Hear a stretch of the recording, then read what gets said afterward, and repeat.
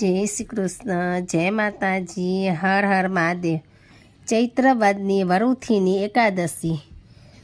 ચૈત્રયા સીતે પક્ષે કી નામ એકાદશી ભવેત મહિમાન કથ્ય મેં વાસુદેવ નમસ્તુતે। યુધિષ્ઠિરે ભગવાન શ્રી કૃષ્ણને પૂછ્યું, હે વાસુદેવ, હે શ્રી કૃષ્ણ, તમને નમસ્કાર હો। ચૈત્ર માસના કૃષ્ણ પક્ષમાં જે એકાદશી આવે છે એનું નામ શું છે, એનો મહિમા શું છે તે તમે મને કહો। ભગવાન શ્રી કૃષ્ણે કહ્યું, હે રાજન, એ એકાદશીને વરુથીની એકાદશી કહેવાય છે। આ લોક અને પરલોકમાં સૌભાગ્ય આપનારી છે, એથી ઘણા લોકો એને સૌભાગ્યદાયીની એકાદશી પણ કહે છે। વરુથીની એકાદશીનું વ્રત કરવાથી સુખ અને આરોગ્યની પ્રાપ્તિ થાય છે અને પાપોનો નાશ થાય છે। બધાય લોકોને આ વરુથીની એકાદશી ભોગ તથા મોક્ષ આપનારી છે। વરુથીની એકાદશીના વ્રતના પ્રભાવથી જ માંધાતા અને ધુંધુમાર વગેરે અનેક રાજાઓ સ્વર્ગમાં ગયા હતા। જે મનુષ્ય 10,000 વર્ષો સુધી તપસ્યા કરે છે, તેમજ જે મનુષ્ય સૂર્યગ્રહણ વખતે કુરુક્ષેત્રમાં સોનાનું દાન આપે છે અને એને જે પુણ્યફળ પ્રાપ્ત થાય છે, તેના જેટલું જ પુણ્યફળ વરુથીની એકાદશીનું વ્રત કરનાર પર મેળવે છે। વળી જે મનુષ્ય પૂર્ણ શ્રદ્ધાથી ભક્તિભાવપૂર્વક આ વરુથીની એકાદશીનું વ્રત કરે છે, તે પણ આ લોકમાં અને પરલોકમાં પણ પોતાના ઈચ્છિત ફળને મેળવે છે। હે રાજન, ઘોડાના દાન કરતાં હાથીનું દાન વધારે મોટું હોય છે। હાથીનું દાન કરતાં ભૂમિનું દાન વધારે મોટું હોય છે। ભૂમિદાન કરતાં પણ તલદાન વધારે મોટું હોય છે। તલદાન કરતાં સુવર્ણદાન વધારે મોટું હોય છે। સુવર્ણદાન કરતાં પણ અન્નદાન વધારે મોટું હોય છે, કારણ કે દેવતાઓ, પિતૃઓ અને મનુષ્યોને જે અન્નથી જ તૃપ્તિ થાય છે। વિદ્વાન પુરુષોએ કન્યાદાનને પણ અન્નદાન જેટલું શ્રેષ્ઠ બતાવ્યું છે। બંને સમાન ફળ આપનારા છે। કન્યાદાનના જેટલું જ પુણ્યદાયક ગૌદાન છે। એકંદરે અન્નદાન, કન્યાદાન અને ગૌદાન એક સરખું પુણ્ય આપવાના છે, એમ ખુદ ભગવાન કહે છે।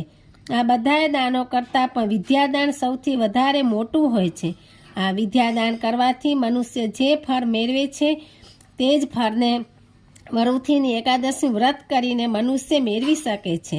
પણ કન્યા વિતેન જીવિંત એ નરા પાપમોહિતા પુણ્યક્ષયાતે ગચ્છન્તિ નિરયાતનામયમ તસ્માત સર્વ પ્રયત્ને ન ગ્રહા કન્યકાંધનમ।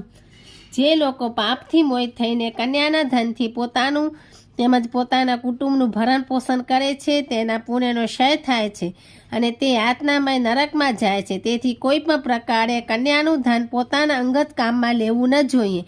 છતાં પ્રશ્ન ગૃહણાતિ લોભેન કન્યા કૃત્વા ચ તદધનમ સોડન્ય જનમની રાજેન્દ્ર ઓતુ ભવતી નિશ્ચિતમ। જે લોકો ધનના લોભથી કન્યા વિક્રય કરીને એટલે કે કન્યાને વેચીને એનું ધન લે છે, તે હે રાજન, મર્યા પછી બીજા જન્મમાં બિલારો જ થાય છે।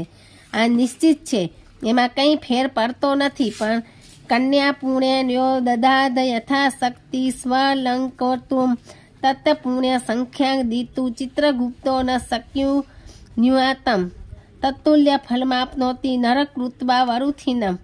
જે મનુષ્ય પુણ્ય નિમિત્તે પોતાની શક્તિ અનુસાર વસ્ત્રો, ઘરેણાં વગેરે આપેની શણગારેલી કન્યાનું પવિત્ર ભાવનાથી દાન કરે છે, એના પુણ્યની ગણતરી ચિત્રગુપ્ત પર કરી શકતો નથી। આવી રીતે કન્યાદાન કરનારને જે પુણ્ય મળે છે, તેના જેટલું જ પુણ્ય વરુથીની એકાદશી વ્રત કરનાર મેળવી લે છે। કાંસ્યમાસ મસુરાસ ચણકાત કોદ્રવાસ તથા શાકમ મધુ પરાત્નમ ચ પુનઃ ભોજ મેથુને વૈષ્ણવો વ્રત કરતા ચ દસમ્યા 10 વર્જ્યત। એકાદશીના આગળના દિવસે એટલે કે દસમના દિવસે ભગવાન વિષ્ણુની ઉપાસના કરનારે આ વરુથીની એકાદશ વ્રત કરીને કાંસુ, અરદ, મસૂર, ચણા, કોદરા, શાક, મધ, પારકુવન, 2 વખતનું ભોજન અને સ્ત્રી સમાગમ 10 વસ્તુઓનો ત્યાગ કરવો જોઈએ।